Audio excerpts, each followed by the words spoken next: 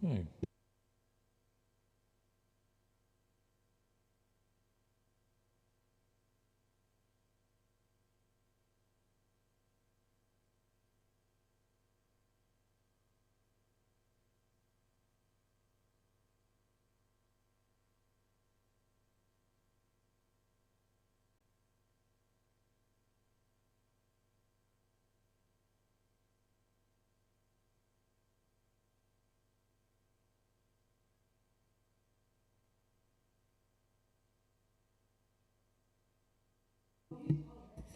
Live stream audio test 1, 2, 3.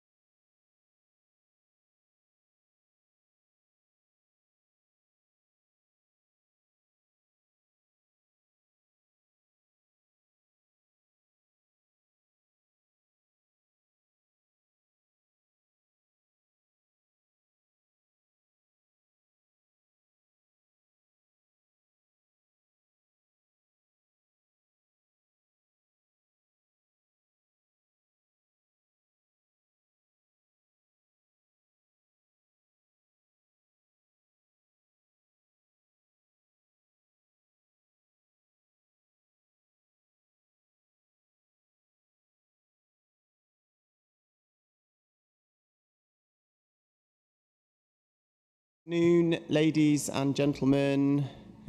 Welcome to this afternoon's meeting of the North Somerset Council Cabinet. Can I just immediately precursor the meeting by apologising that I've got a bit of the seasonal cold that's going round, so apologies if I'm a bit croaky or coughy or sneezy. Other dwarves are available. Unfortunately, it's combined with a meeting where I've got to do a lot of the talking as well. So this is really good news. So please do bear with me. Hopefully, I'll manage to make my way through it. Before we start the formal business today, can I just welcome our young leaders from the North Somerset Youth Parliament who are here with us this afternoon to observe our proceedings. You're very welcome. For any members who don't know anything about the North Somerset Youth Parliament, it's an absolutely brilliant new initiative that we've launched, working with schools, colleges and others across the district. We've got a fantastic lineup of representatives and young people who are involved with the Youth Parliament, and they've just recently elected their young leaders. Some of us were at their most recent meeting and heard the incredibly powerful speeches that all the young leaders made. So if some of us are probably, certainly today I am, feeling a bit rough around the edges, the future is definitely bright because we've got some fantastic young people who are here to hold us to account and hopefully shape the future of North Somerset. So very much welcome to all of you, and I hope you'll enjoy the meeting. Can I also just say, if you want to go at any point, we won't be at all offended. I'm afraid to say that councillors are used to people walking out of our meetings, so that's no problem if we do run on. Okay, in which case I'm going to start the formal business of the meeting, which is addresses from members of the public. So I think the first speaker is Mike Rees, who's going to talk about the local devolution programme. Mike? Hello, afternoon. Yes, Chair and Councillors, I welcome this opportunity to address you on the recommendation to devolve and transfer assets to Portishead Town Council. On the 1st of April 74, following the Local Government Act of 72, Portishead Urban District Council was abolished. The UDC's main responsibilities were transferred to the newly created Woodspring District Council, and on the 1st of April 96 to the new Unitary Authority of North Somerset Council. The successor parish to Portishead UDC, Portishead Town Council, which was merged with North Western Parish on the 1st of April 93, retains some non-statutory responsibilities. Following the global crisis of 2008, NSC central government real terms funding has significantly reduced, while statutory child and adult care demands and costs have increased. NSC has worked hard to achieve cost savings and generate income to deliver on its statutory responsibilities. However, North Somerset's financial predicament continues. Hence, NSC approached local parishes to achieve cost savings and maintain local non-statutory assets by devolving them by agreement to parishes and in effect encouraging local ownership and participation. Portishead Town Council, following consultation with residents, welcomes the opportunity to maintain and develop these assets as against seeing their gradual decline. Across 2 years of 25, 26 and 267, the net operating costs to Portishead to enable devolution amounts to over £1,300,000. Alternatively, in terms of costs to Band E properties, this amounts to a total precept increase of £149 over the 2 years. Thus, NSC and PTC working together to effect devolution provides a way to maintain these assets and relieve NSC of responsibility for them. Accordingly, PTC has been undertaking due diligence and legal title work with NSC to accept various assets such as the lake grounds, 15 play areas, over 230 green areas, the litter bin service and Somerset Hall. In conclusion, the devolution of assets and services provides an opportunity to promote local economic and social development in the midst of a financially difficult circumstance. Should the Cabinet agree to devolution package today, then this offer will be taken to the Portishead Town Full Council meeting on the 11th of March. Thank you.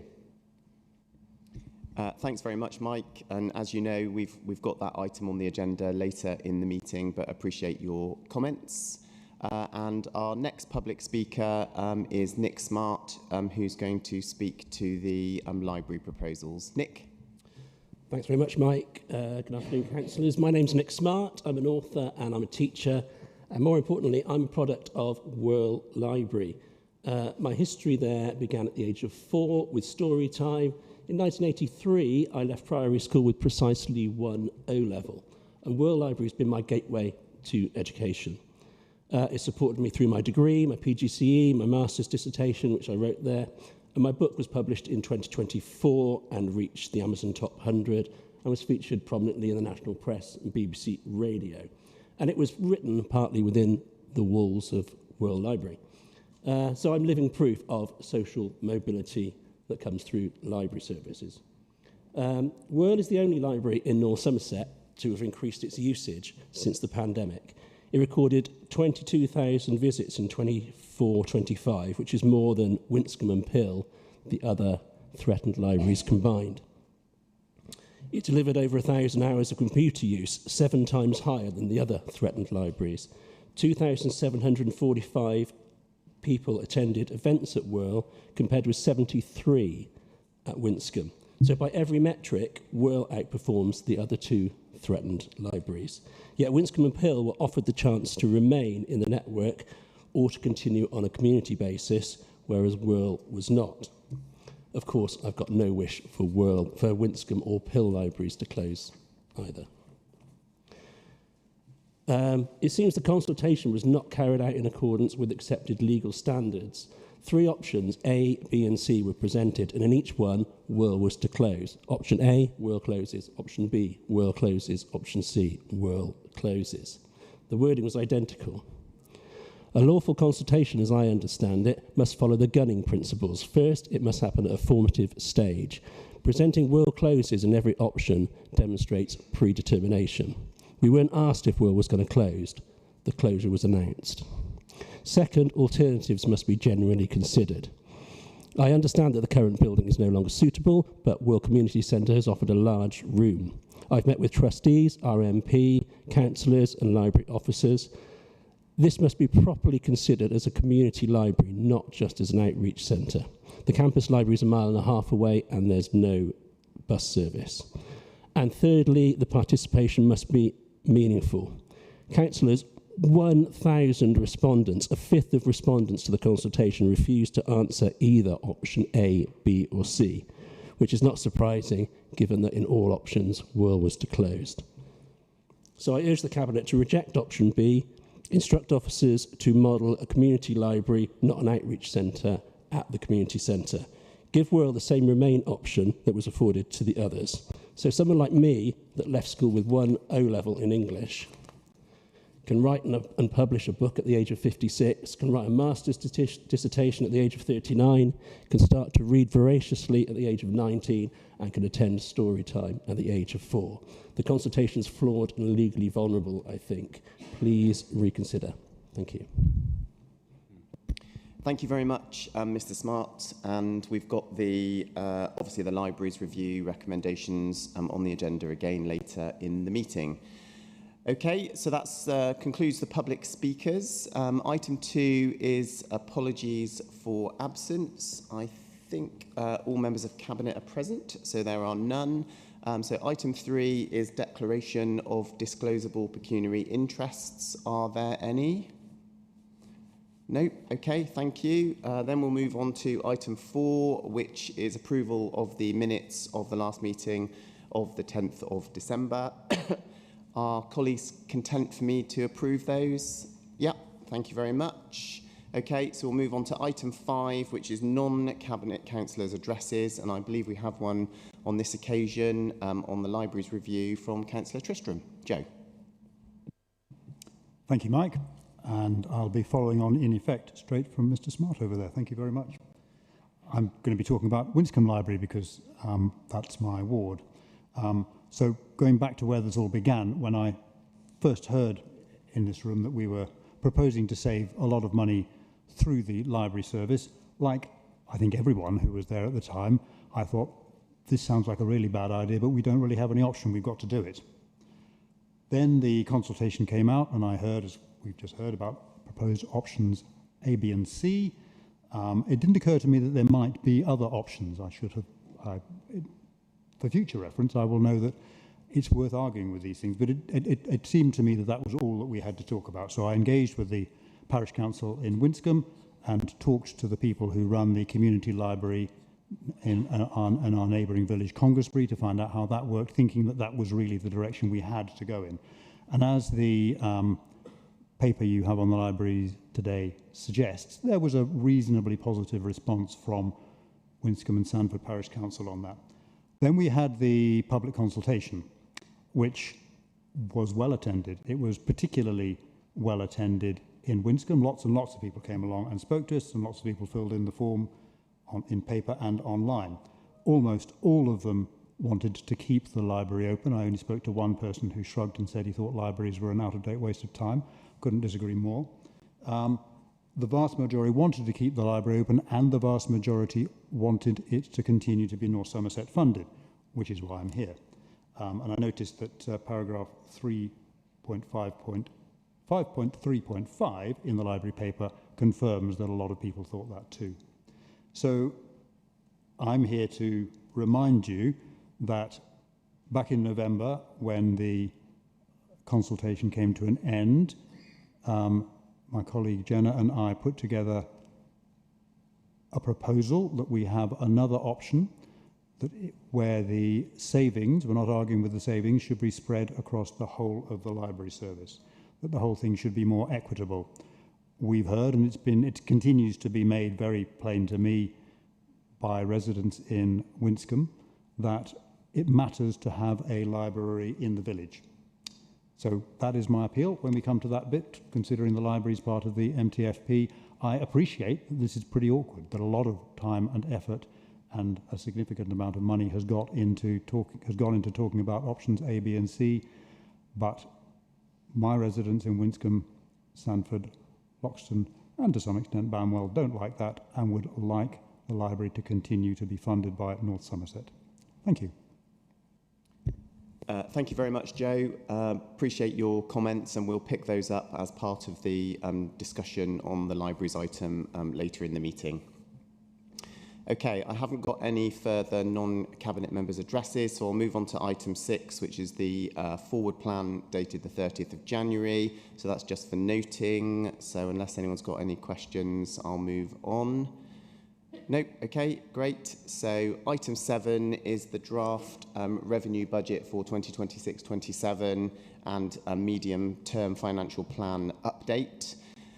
So I think it's important to set the revenue budget report and MTFP update in context. At the time that the report was prepared, we were still identifying an £8.4 million gap in our budget for 26-27.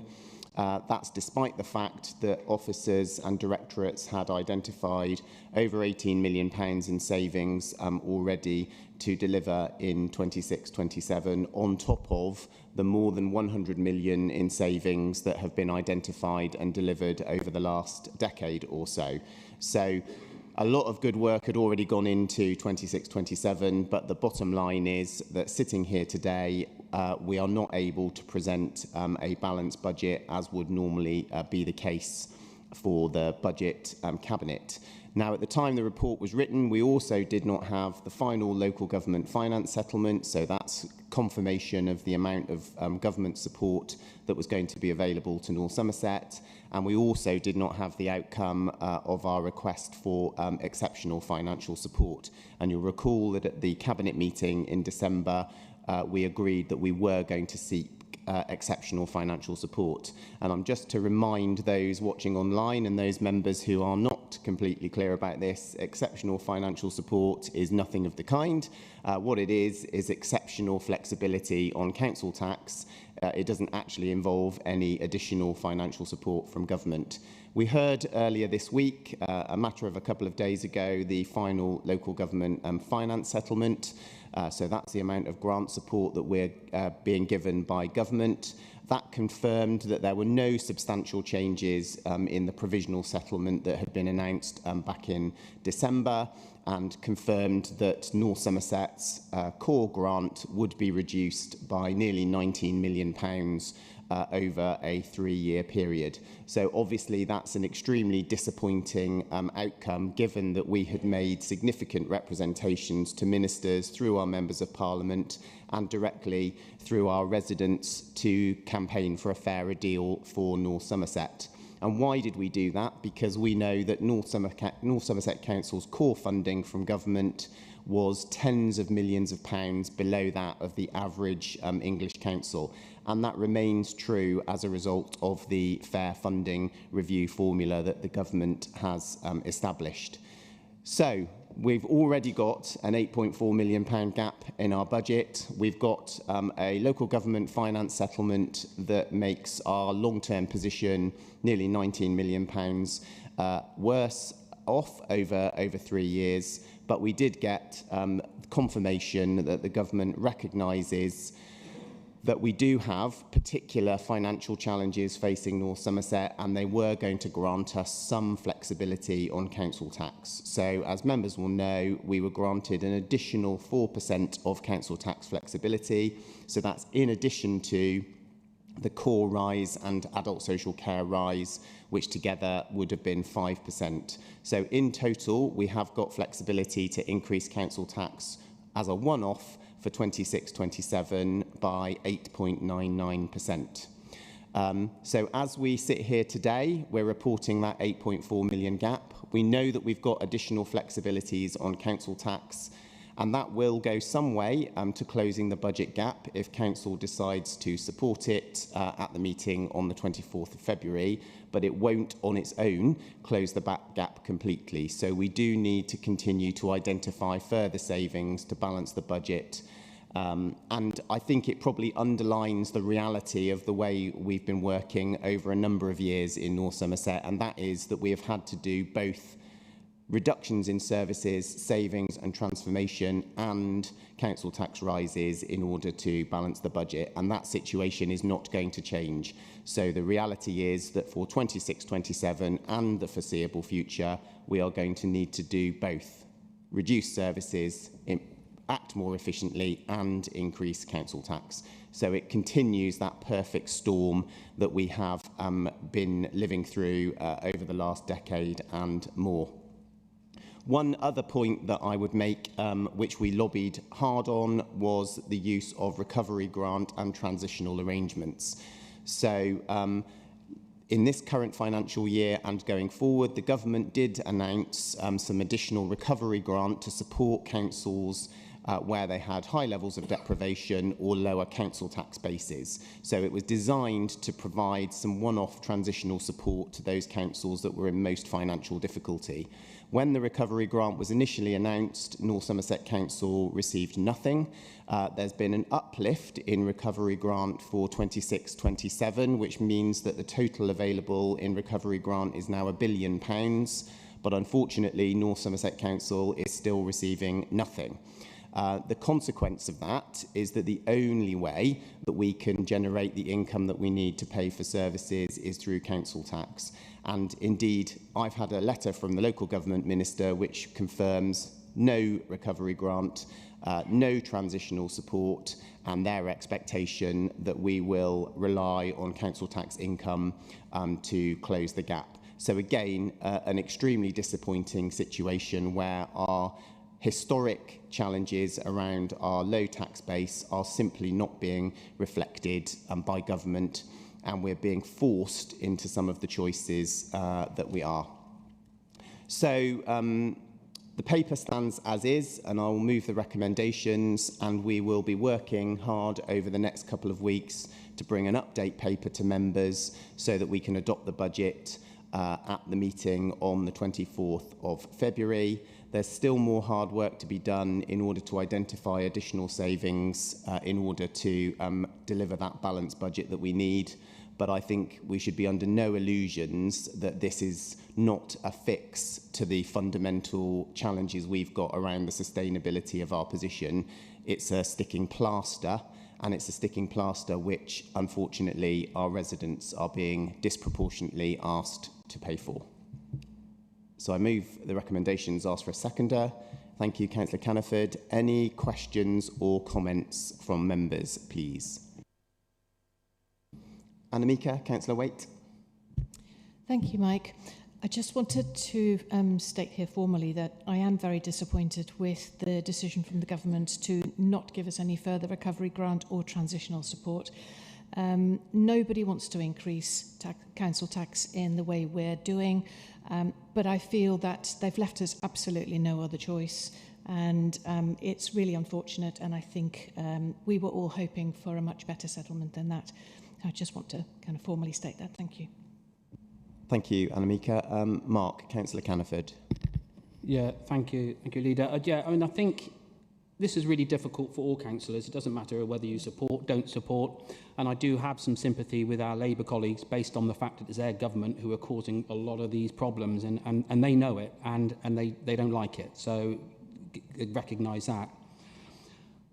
Let's be fair, though. Many of us said this would be a problem 10 years ago, 15 years ago, when the freeze grant was taken by previous decisions. And we said at that time this would reduce our base and make it really difficult for us to be able to catch up with cost of spending later in time. But I accept that that's now just been made worse. Even though after this, if council accept it, we will still be one of the lowest taxing authorities in the South West.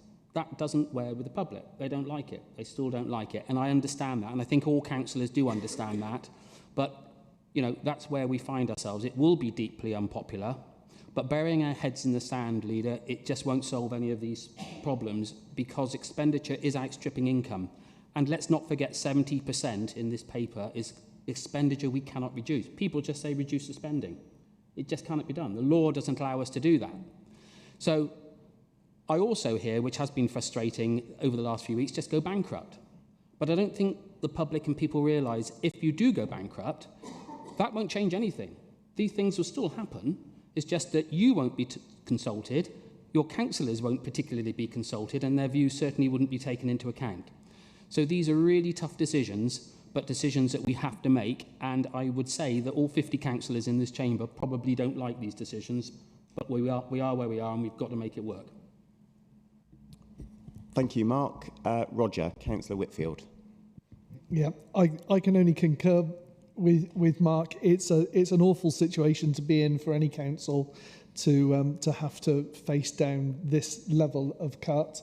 I am absolutely appalled with the government for pushing us into this situation, but I'm also absolutely appalled with previous governments who have continued or been going on in the same vein. So it's not just a this government issue, it's been a long-term issue that's brought us to where we are. We have some very serious responsibilities, adults and children's social care. That's where most of the council tax money goes. And those are the areas that can least afford to be cut because they cover the most vulnerable people in our society. So it's a rock and a hard place, but if you can't cut social care, or if you can't cut social care as deeply, then something else has to give. And hopefully we will make our way through this, and hopefully at some stage the government will turn round and realise the mess that it's made for us. Thanks. Thanks, Roger. Catherine, Councillor Gibbons. Thank you. I won't repeat what others have said about the difficulties we all face with this. And I was only asked today, how do I feel having to tell residents that they're going to have to pay more, possibly for less? Of course, it's something nobody ever wanted to do. I just wanted to draw our attention to what you might say is some welcome news in the arena of special educational needs and disabilities. The government have committed to pay off 90% of the DSG. That's the direct schools grant that goes to the high needs block. That still leaves questions as to what happens with the other 10% and the structure that they need to put in place for that. And we are awaiting the white paper. So I'm hoping that that is, in one area, some positive moves.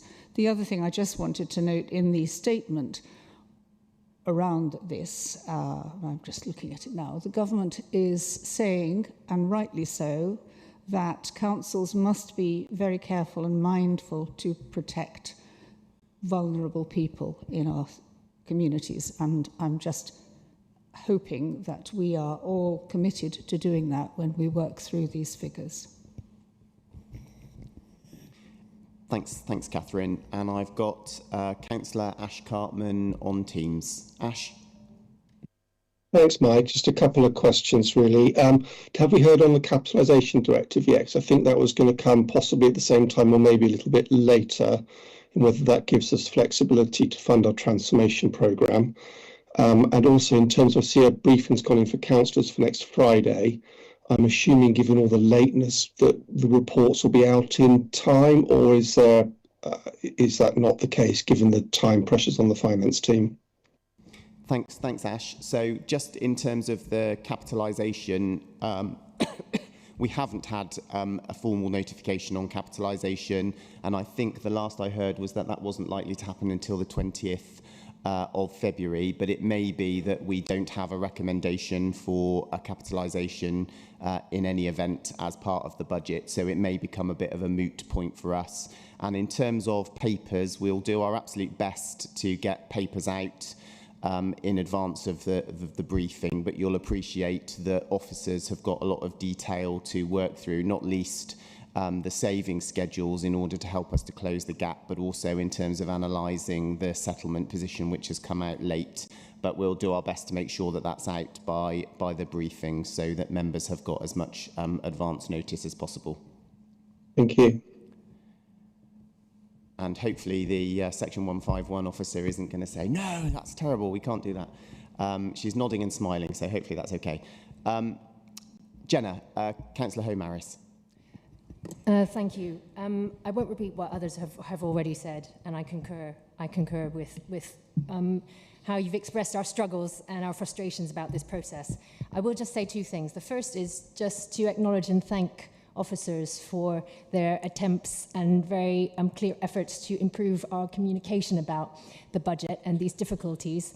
I see there's Appendix 5, which is I was looking for the page, I think it's 52 on my little box up here, but it very clearly shows some examples of sensitivity analysis or some scenarios relating to some of the crazy fluctuating costs that we have to deal with. And I would urge you to look at this, but for example, 5 residential placements for children who need care can vary between £1 and £4 million a year. That's absolutely crazy. It's very difficult. You can't predict this. You can't predict this. You can do your best to prevent, but we also need money to do that. So, and then also some very challenging and interesting fluctuations in the cost of adult social care as well. So I really encourage you to have a look at page 52 on this Appendix 5. And that communication, I think we're all trying our best to explain to our residents why it is that the council spends this amount of money, and it is complicated, and it's got to do with the way government gives us our funding and calculates our funding, and as my colleagues have said, most of it is social care for adults and children, the most vulnerable in our society, and we deliver those care costs, but we don't get paid back the same amount from the government to do so. So it's a bit bonkers, I have to say, but you know, I'm very glad and privileged to be in the opportunity to learn this from the inside as a cabinet member. The other thing I'd like to point out is, just with my health hat on, I'm the Cabinet Lead for Homes and Health. And from a healthcare perspective, we are in a situation where the Integrated Care Board for our area, which is BNSSG, Bristol, North Somerset, South Gloucestershire, and eventually also Gloucestershire, they have a budget of about £4 billion. £4 billion. That's all the healthcare, hospitals, everything for our area.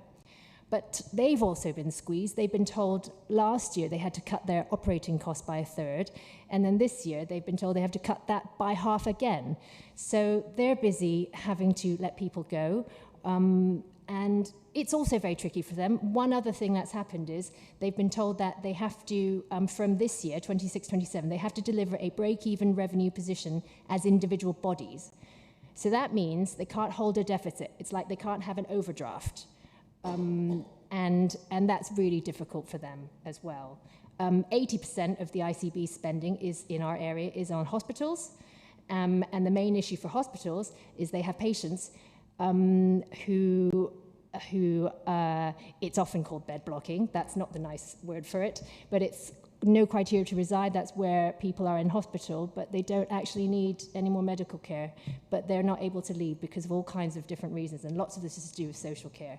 Social care is, for the most part, the council's responsibility, but again, we don't get paid enough for doing this, but don't get paid back enough from the government to do this. So it is a rock and hard place. It is very difficult, but we're trying our best, and I really applaud our efforts to explain this to people in this paper, so thank you. Okay, thank you very much. So I think that concludes the debate. Obviously, the recommendations are principally about noting the update report, because further information will go to full council.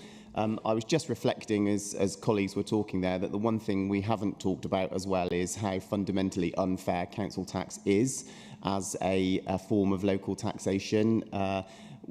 It is absolutely balmy that we're collecting revenue to pay for national services like social care and special educational needs and disabilities using a property tax that has no relation to your ability to pay, and indeed is based on the value of your property from 30 years ago.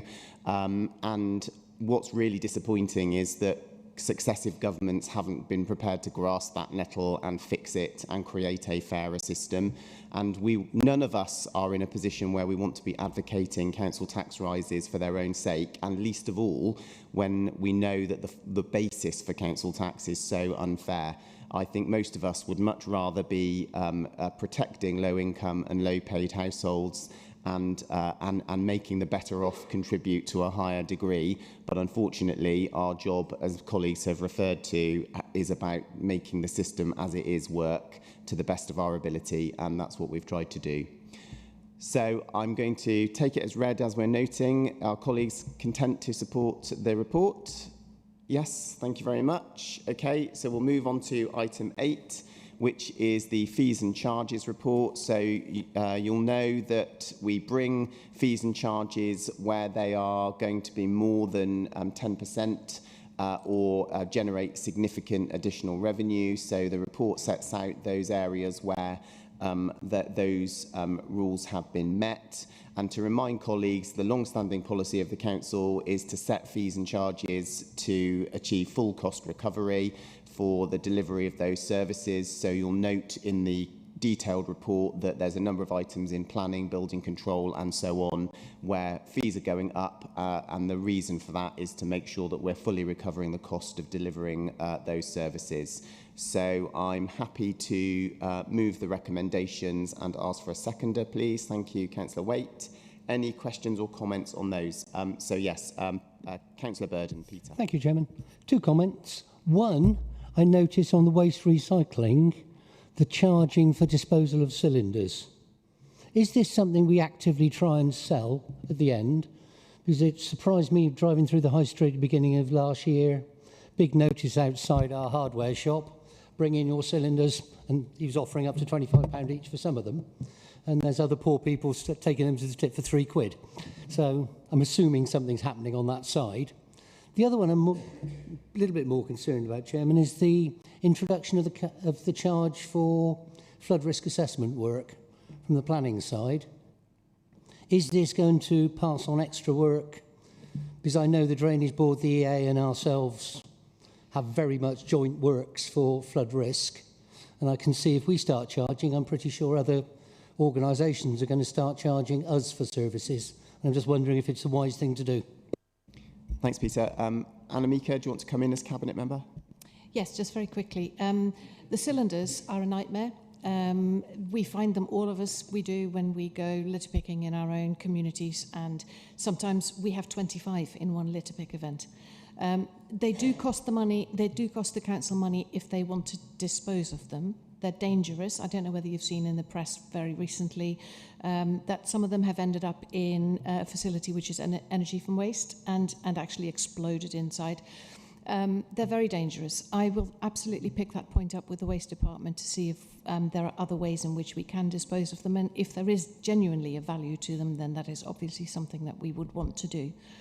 Your second question was about flood risk assessments.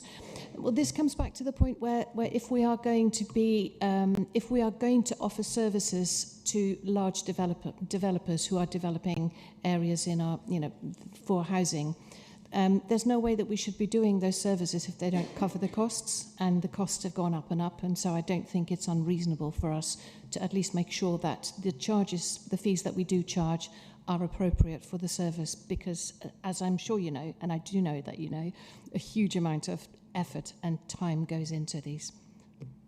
Yeah, Chairman, if I may, I've got no problem with the large developments. That's it. It's the smaller person who is going to, in my view, pass on extra charges to things like the Drainage Board, who are as short of resources as we are. It could well end up we getting charged for advice, which our officer picks up the phone and gets the advice for free. We could well end up being charged for that advice. On a small scale, I think it could be counterproductive. I will take that up with the planning team for you, and I'll come back to you. Thank you. Okay, thank you very much. Any other? No, haven't got any others. All right, if colleagues would like to indicate their support for the recommendations, then please. Thank you. So I'll move on to item 9, which is the capital strategy and capital programme. So obviously this report is a sister report to the budget and MTFP, and sets out our long-term investment approach, balancing our ambitions around infrastructure, housing and regeneration, but obviously really driven by the ongoing pressures that we face in our revenue budget. You'll note, looking through the capital strategy and capital programme, that the great majority now of our spending proposals are funded by external grants, and that is a reflection of the fact that over the last decade we've had less and less revenue flexibility, and therefore the ability to borrow in order to support the capital programme. It's good to see that we're continuing to deliver on some of the big capital projects that we've been talking about over the last few years, so Metro West rail project, Banwell Bypass, Winterstoke Road Bridge, and so on. And many of these projects are, of course, well underway. So I'm happy to move the recommendations in the report and ask for a seconder, please. Councillor Caniford, thank you. Any questions or comments on this item, please? Yeah, Mark, Councillor Caniford. Yeah, and just to reiterate what you were saying, Leader, and the fact is, when you look at this list of some of the things that this area has been waiting for decades for, and under the difficulties of the financial position we find ourselves in, due to the good work of officers and the fact of getting grant funding, I think that it's one of the better things to read through our whole budget papers, that we can actually deliver some of these very challenging projects and see some improvements in the area as well, rather than just everything being bad news. The Banwell Bypass, Burnbeck Pier, the TROP, all of these things are things being funded from outside because of the good work of our officers. Quite right, thank you. Any other questions or comments? None online. Okay, in which case, would colleagues like to indicate their support for the recommendations? Thank you very much. Okay, I'll move on to item 10, which is the Treasury Management Strategy. So obviously this sets out the framework for how we manage our borrowing and investments over the coming year. And as usual, this sets out how we're trying to manage our assets and resources and borrowing prudently, but also making sure that we're getting the best return for taxpayers to support our long-term revenue position and debt position. So I'm happy to move the recommendations and ask for a seconder. Councillor Solomon, thank you. Any questions or comments on this item, please? I've got Ash Cartman on Teams. Thanks, Mike. I know we've corresponded a bit by email. I was wondering if in the final reports we'll be able to see what the impact of the change in the MRP provision is in next year, or if Mel's able just to let me know at some point. That would be really helpful. Yeah, thanks very much. Yeah, very happy to pick that up, and that is absolutely something that in the context of EFS as well we are looking at closely, but we'll make sure you get some further information, Ash. Thank you. Okay, I've got no further questions. So again, as usual, if you could indicate your support for the recommendations, thank you very much. And we'll move on to item 11. And I get a break, hooray. Councillor Solomon, the library consultation recommendations. Thank you, Leader. Yes, so this is the recommendations for the library service after the consultation. I will cover both Councillor Tristram's points and Mr Smart's points later on. But first, a few things I want to note to the Cabinet, and that is that the equality impacts of implementing option B have been considered and noted, and option B was the preferred option. Of the 4,000 people that did choose the options, then option B was the preferred option. And that by implementing the recommendations in full, we will ensure that North Somerset Council continues to deliver a library service in accordance with statutory duties, which we're obliged to do.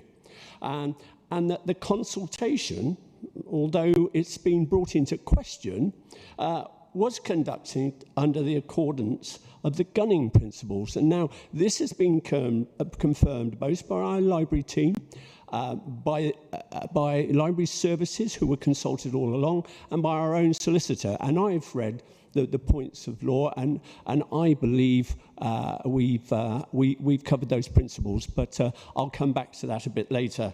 And finally, I want to bring your attention to a slight error in the Appendix C of the report about Pill Library, where we said the opening hours will be from 9:30 to 1. It will be from 9:30 to 12:30, but that has been amended in a later report. So I just want to bring that to your attention.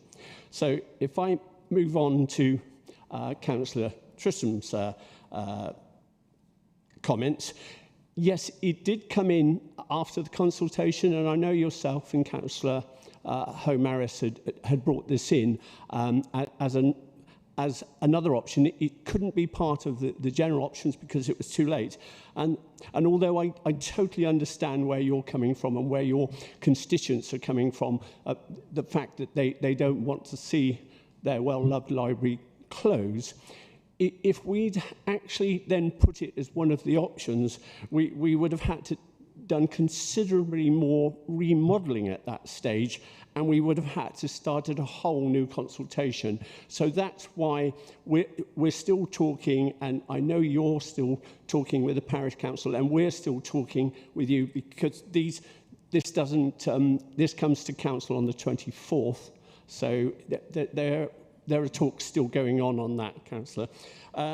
The other thing is to clarify Mr. Smart's point. First of all, we're not required to consult on the closures of a library, just to make that clear. Although, again, it's incredibly important that we look at all those various options.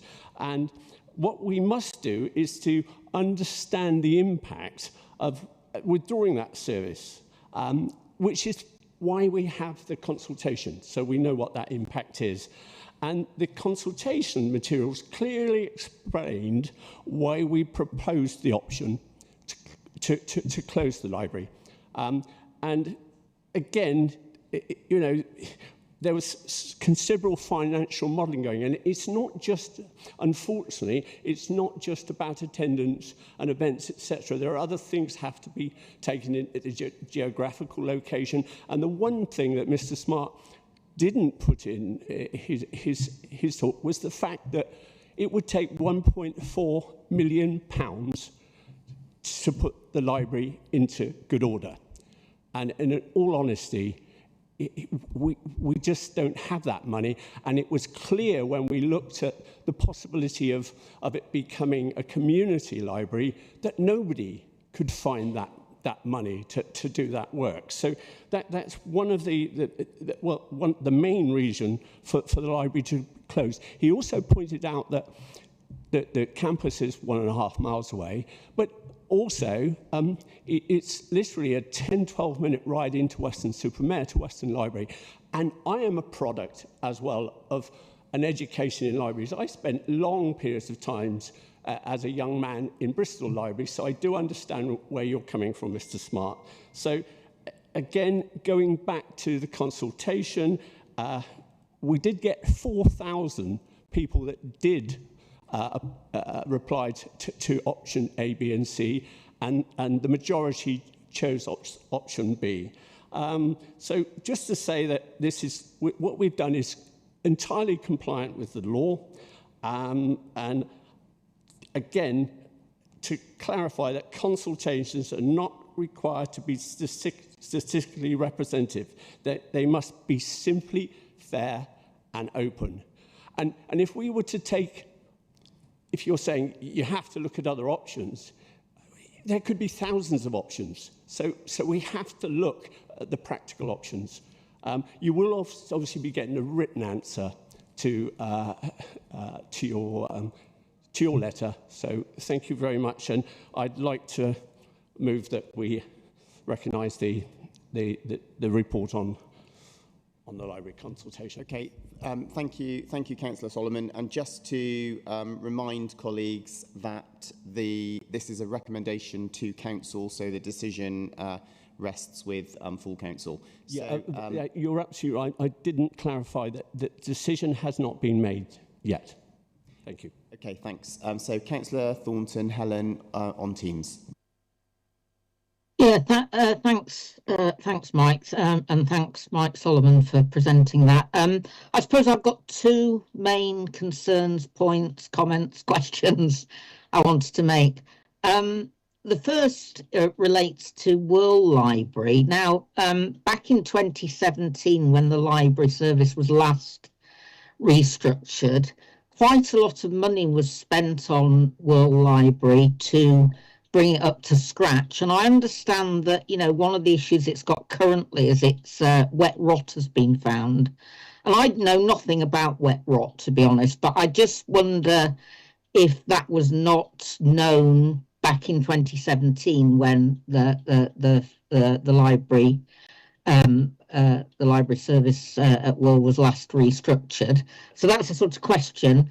My comment, and I suppose also a question, is that I'm quite concerned by the reduction in hours in some of our libraries, and particularly at the For All Healthy Living Centre, which, of course, as we know, is on the Bourneville, and that's one of our most deprived communities.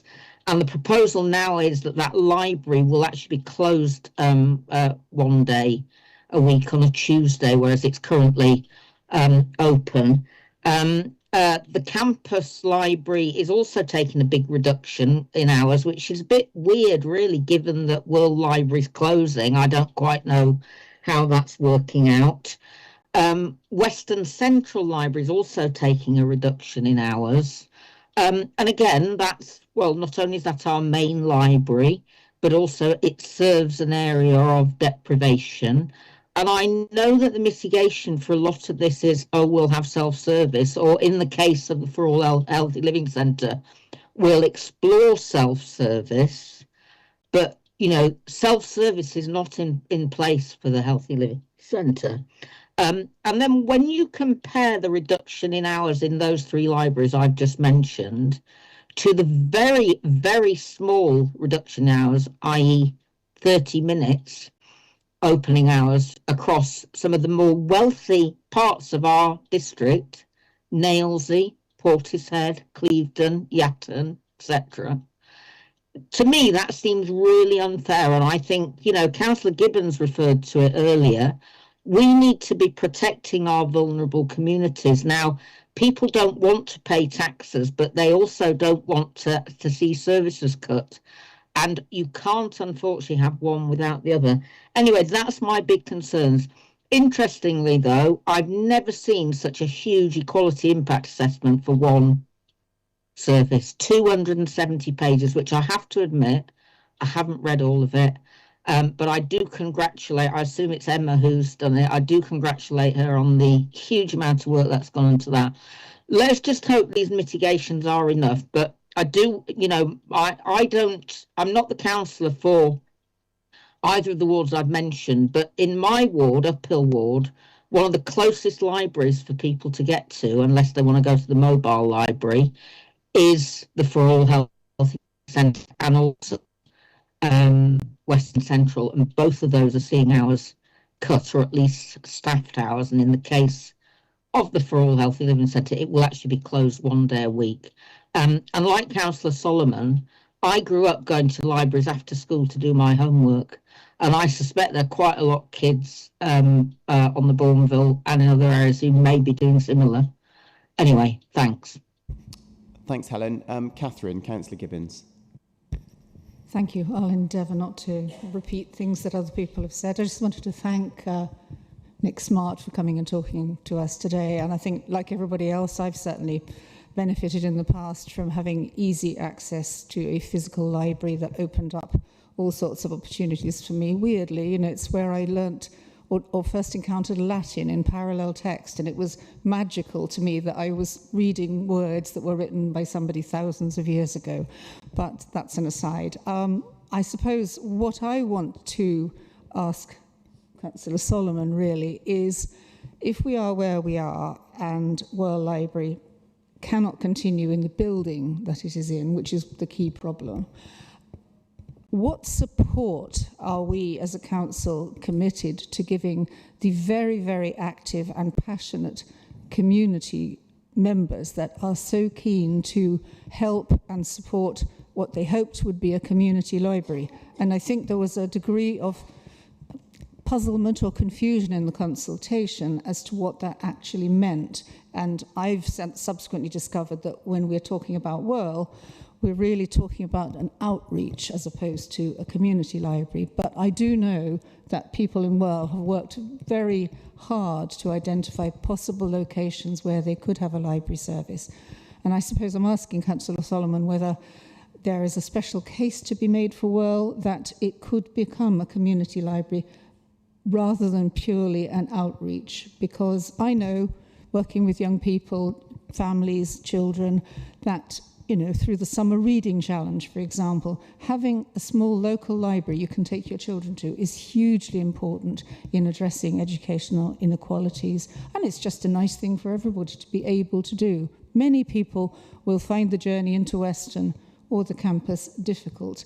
And if we've got communities willing to support a library in Whirl, can we just do a little bit more to make sure that that happens? Thank you. Okay, thank you. Councillor Solomon. Oh, sorry, hang on. Councillor Homaris, Jenna. Thank you. So, first, I have to say I'm absolutely incredibly relieved that Peel Library is being recommended to be spared. And I really thank the residents for their overwhelming support to help officers make a recommendation which is backed by the data. And I have to say that many residents, not just Peel residents, but across the county and in all kinds of consultations have said to me, well, we don't really trust that your consultations are working, and are you really listening? Because then maybe you just do what you want to do anyway. And I really hope that this is an example that we can show people that 4,000 plus people responded to a consultation. They said all kinds of different things, and actually the outcome mostly broadly supports what was said. So thank you. Let's remind ourselves though, Peel Library is still only open 2 days a week, 2.5 days a week. So it's not like we're demanding or asking for something very special, very different. But also, as the Cabinet Member for Health, I really do regret the impact which potentially will be caused to residents who rely on Winscombe and Wirral Library, should this be passed here and at full council later in the month. I won't repeat what my colleagues have said about option D, but I think what's really important now is to use this as a chance to bring our library services out of the bureaucracy and really make services better and different and make it the way that it works. It has to be working for the community that it's serving. And I just want to give an example from Peel. The Friends group have set up a coffee morning, but we were told we're not allowed to serve hot drinks. We're not allowed to serve hot drinks in Peel Library, so no coffee at coffee morning, where there are children nearby. So I can see the point, and there's probably some detailed health and safety reasons for doing so, but at the same time, Portishead Town Library does it, and Western Supermare Town Hall Library does it. So, you know, but this has happily been resolved. A compromise has been found, so I'm very pleased that we can move forward with our coffee morning there. But it's just to show that sometimes the bureaucracy can get in the way of actually having a service that does what it needs to do for the community. So let's just try and be flexible and make things work. Trust us, trust the community, please. Don't just do everything for our own good against our will. And finally, central government policy, while it does support a comprehensive and effective quote-unquote library service, it doesn't actually protect funding for small local libraries, which are essential to the running of villages and towns, as essential as local shops, pubs, hairdressers, post office. And the government knows that we have to squeeze our funding across the entire range of council services that we've already heard earlier today. So we're really in an impossible situation. So in summary, I will support this recommendation.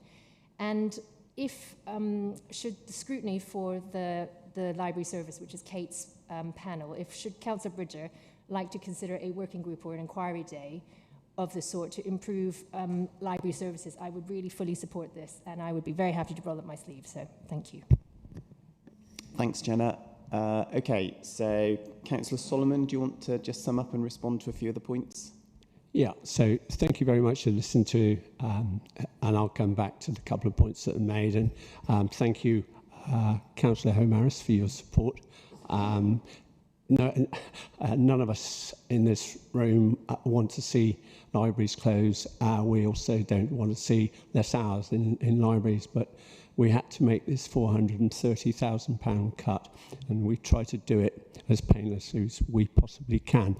Coming back to Councillor Thornton's points, Helen, I totally sympathise with the fact that by cutting hours, it can make it difficult for residents.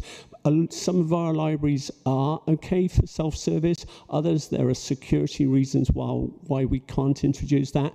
Also, we're always struggling with volunteers, which make life very difficult. But yeah, I do sympathise with your points. And the one thing about cutting hours is, in the future, if things improve, there's nothing to stop the possibility of those hours increasing. But we are where we are with the hours at the moment. And then coming on to Councillor Gibbons' point, Catherine, yes, I see where you're saying with the community library, and I've been involved and listened to the alternatives that are being put forward, some of them not realistic. I mean, the cost of premises in high streets, etc. There is one place that's being looked at the moment, the community centre. Having a community library as such in Will is still a possibility, but it's essentially, if the recommendations go forward, won't be in the Will Library building. And getting back to Helen's rot question, I will ask the question about whether the rot was there in 2017. So yes, I take your point on board, Catherine, and it's something that we are still investigating as far as some community type library in Will is possible. So thank you very much. Thank you, Councillor Solomon. So again, just to remind everyone, this is a recommendation to Council, so we're not making the decision today, but can I just have an indication of support for the recommendations to Council, please? Thank you very much. Okay, so we'll move on to item 12, which is the report on the 3-yearly review of public space protection orders. So over to you, Councillor Solomon, to introduce this one. This really is just a report, and the report is saying that we need to consult again on the PSP. I always forget this one on the PSP. Yeah, PSP. Yeah, so we need to consult on those. So it's just really for reference to see this report. This will come back at a later date. Thank you. Thank you, Councillor Solomon. And I think it's just worth noting that there are some proposals, some ideas in there about potential new PSPOs to address things like e-scooter use, drone misuse, and also activities in public toilets. So this is a good process which can help us to identify other areas where PSPOs are required. Councillor Burden, Peter. Thank you, Chairman. Totally agree with the principle, no problem here. But when these were last reviewed, I raised one issue which I think ought to be addressed. And even the executive member, when he answered the question, it was a different executive member at the time, didn't quite understand the breadth of the public space protection order. And that is 6 dogs, a maximum of 6 dogs, in a place where the member of the public has access. I have absolutely no problem in our public parks or anything else saying commercial dog walking and the rest should not have more than 6 animals with them. But I do find it ludicrous, Chairman, that we are imposing or trying to impose, because it hasn't worked, I don't believe anybody's been prosecuted for it, for somebody who has got a large number of dogs under control in a place where the public have access. I think that is so different than a public park. Okay, thank you. Yes, Councillor Smith, Luke. Thank you, Chair. Hopefully a quick one. Could it be clarified if the public consultation will include contributions from the initial engagement with stakeholders? If not, how are we expecting to use those inputs? Okay, thanks. Any other questions or comments? No, in which case I'm going to come back to you, Mike. Yes, Peter. Point taken, and I will take that up with the officers and get their thoughts on it. Luke, that's something I'll also come back to you on once I've consulted with officers. And again, I'll respond to you by email, both of you. Thank you. Okay, thank you. Can colleagues indicate their support for the recommendations then, please?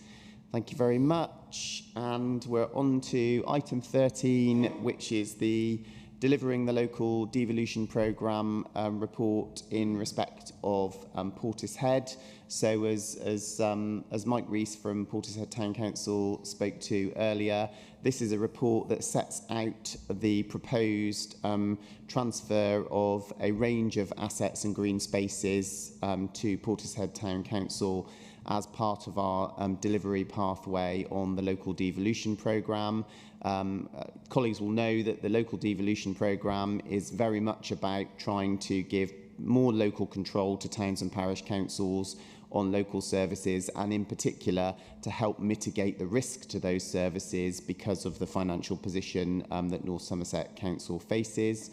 I am really pleased at the positive way in which towns and parishes of all sizes have engaged in the local devolution programme and the work that North Somerset Council officers have done to bottom out some of the detail on this in order to have a programme that works for communities but also delivers savings and efficiencies for North Somerset Council. The report sets out the parameters of the proposed transfer for Portishead Town Council, and I'm happy to move the recommendations. There's still some negotiation and agreement to be reached, including formally from Portishead Town Council, but I hope that that can be concluded quickly so that the asset transfers can be concluded. So can I have a seconder for the recommendation, please? Thank you, Hugh. Councillor Mallion. Any questions or comments from anyone? Roger, Councillor Whitfield. Thank you very much, Mike. I think at this point, actually, I'd just like to say a big thank you to all the North Somerset officers and all the Portishead Town Council officers who've worked so hard at pace to bring this proposal together. I always say in an ideal world, we wouldn't be doing this. But actually, in an ideal world, this would never have been with North Somerset anyway. I think, as was explained earlier, it's a very strange set of circumstances that took all of this away from Portishead that's now bringing it all back to Portishead. So I think it's good that we have local services delivered locally. I think the people of Portishead will benefit from this, and I think when this happens in other areas around North Somerset, those towns and parishes will also benefit from it. I think it's been really useful that the Portishead Town Council have been able to utilise the council's Parks and Street scene contract in the short term, and as a member of Portishead Town Council and a member of the cabinet here, I've decided that even though I've received advice that I could vote on this, that in the interest of transparency, I'm not going to vote on it, so I'm going to abstain. Thanks, Roger. I'm going to bring in Councillor Burden. Peter. Thank you, Chairman. 10 years ago, I would have said this was a stupid idea and should never go ahead. I think things have changed dramatically over that time. There really is a need, I think now, for local services to be dealt with locally. Unitary councils are so heavily burdened now by social services and education, it is virtually impossible for a local member to sort out what could be or what should be a totally straightforward issue locally. I'll raise one issue, and that is a set of trees on the lake grounds, Chairman. I raised it in council and Councillor Solomon came out to see the issues with me. These trees were planted by the committee system of Woodspring District Council in its very early days, right next to a man's wall.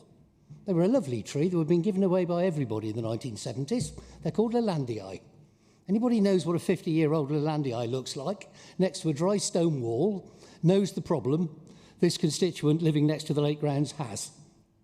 It is proving virtually impossible to get a common sense solution to this problem, Chairman. Go back 50 years when a bloke called Arthur Reynolds used to be the town clerk. Somebody would have knocked on his door, he would have gone out and had a look, and an agreement would have been made. So, Chairman, I am more than happy that this type of work is done locally now, and I think it should. The one that worries me is the Somerset Hall, because I've had experience as a town councillor with the Somerset Hall when it was considered too complicated and needing too much specialist work doing to it, and I'm going back 45 years, Chairman, when the town council were really quite pleased, I think I was vice chairman at the time, really quite pleased to have convinced the then district council to take over this, what everybody locally, even at that time, thought was a liability. We're now in the situation, Chairman, where that building is coming to the end of its life. There could well be major property developments going on around the place, and I just think it's an added complication for a smaller local authority. I actually think in negotiations like that, you need the might of a large authority with a competent legal team. That's my only concern. The rest of it, I am more than happy with. Thank you very much. Councillor Home-Harris, Jenna. Thank you. I just want to recognise the effort from Portishead Town Council and also the very real impact of the work of towns and parishes across North Somerset. I recently read an article which was titled "Parish Councils, the Only Grown-Ups Left in the Room," which was very interesting and made me quite happy. And I wasn't really going to say anything about this, but I saw that Councillor Janet Davey is here in the audience, along with colleagues from Portishead Town Council. And I just have to acknowledge and recognise and applaud how Councillor Davey came to the North Somerset Health and Wellbeing Board to speak about their fantastic work to link up wellbeing groups in the town, and also even support a recruitment of a wellbeing coordinator to give some support to the people in Portishead on all kinds of health and wellbeing issues. And be able to take that preventative action and link up with all the different groups that are out there, I just thought it was absolutely fantastic. And it makes a big difference, I can tell, to the people who live there, but also it makes a big difference to our council's bottom line, and also the GP should be thanking you, which I hope they are. So just to say, town and parish councils are doing such fantastic work, and your contribution deserves to be widely recognised. So thank you. Thank you very much. Just to say, we've heard your comments, Councillor Burden. I know that the Town Council and North Somerset officers are going through appropriate due diligence on any transfers, and I know everyone will be alive to some of the issues that you've articulated, so we've all heard that. Okay, in which case I'm happy to move the recommendations. Can I have a seconder, please? Thank you, Councillor Waite and Amika. Everyone but Roger, if you'd like to indicate your support, although he's in favour as well. Great, thank you very much. So that concludes that one. We then move on to oral reports from Cabinet members. Anyone with any oral reports today? Councillor Home-Harris, Jenna. Thank you. I'm trying to give you some time to stop talking, but maybe I could do that by not saying this bit. But anyway, so I've got a few updates on health and housing. So the first is the last meeting of the North Somerset Health Wellbeing Board, which I chair, was held on the 20th of January at Foodworks. And we heard, very briefly, about Sorona. They have a VCSE, a voluntary sector fund. We heard about the ageing well work. We heard about carers support and also equalities, which are part of the health and wellbeing strategy. And the West of England Rural Network spoke about support for rural populations. The next meeting is on the 27th of May. This is a public meeting, so I welcome anybody to come and sit in, and also any of my cabinet colleagues as well to come, who aren't already on it, because half of you come anyway.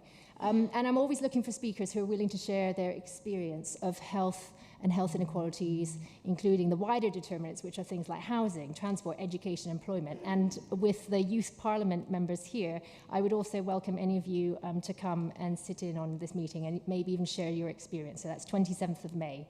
The next is about the Neighbourhood Health and Care Plan. So this is a plan that all health and wellbeing boards have to write.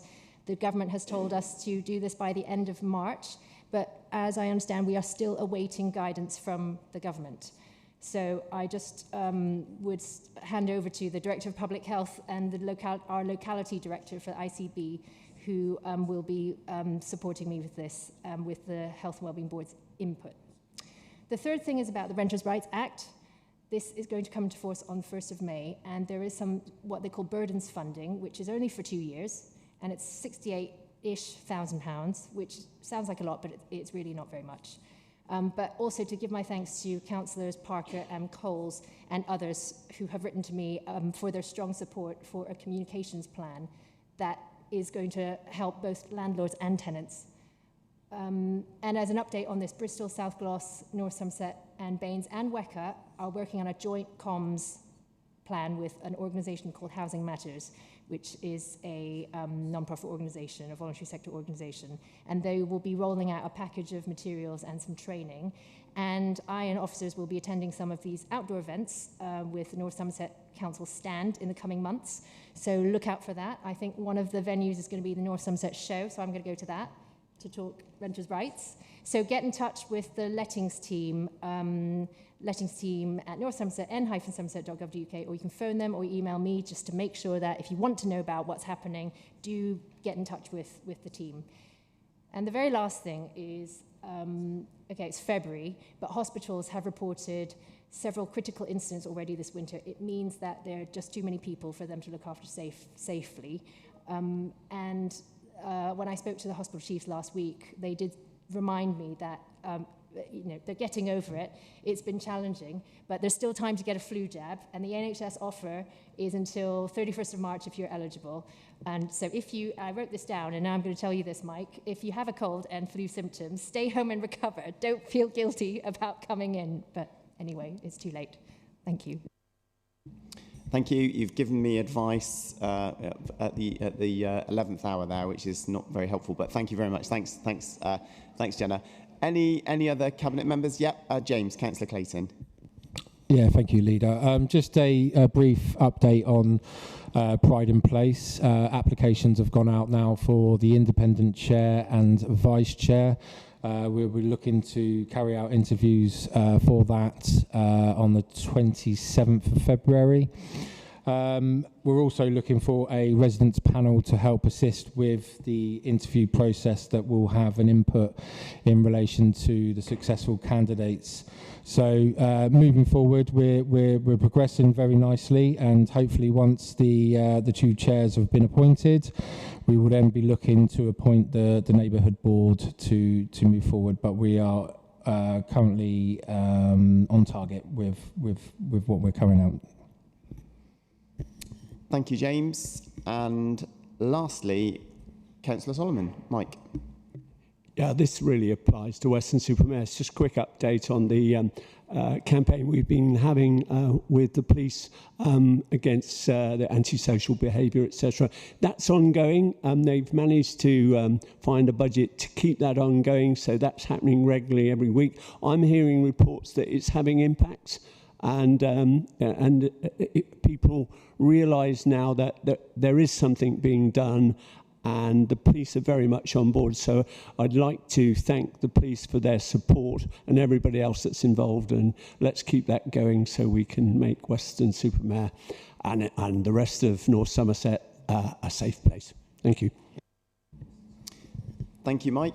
And then the final item on the agenda is urgent business, of which there is none. So I'm happy to close the meeting. Are you a cabinet member? Is this what is this? What is this? A special surprise? Go on. Since we're all having such fun here, and I'm feeling so sprightly, why not? Go on, Councillor Smith. Well, I thank you for your sprightly spirits. I would seek to raise a question about the Salthouse concessions. Because of the significant financial risk that's been identified to the sole prospective operator, and given our choice of one, it could undermine the whole award. But I believe you've got to rule if that's valid. Well, there's no item on the agenda that relates to this, so I don't think the question is valid, but the Cabinet member has heard your question, and I'm sure would be happy to have a conversation with you after the meeting and pick it up with officers as appropriate. Is that okay, Mike? Yes, that's fine. Okay, thank you. Cheeky, but I'll let you get away with it. Okay, in which case, we had an abortive go, but I'm now going to close the meeting at 3:47. Thank you very much, everyone.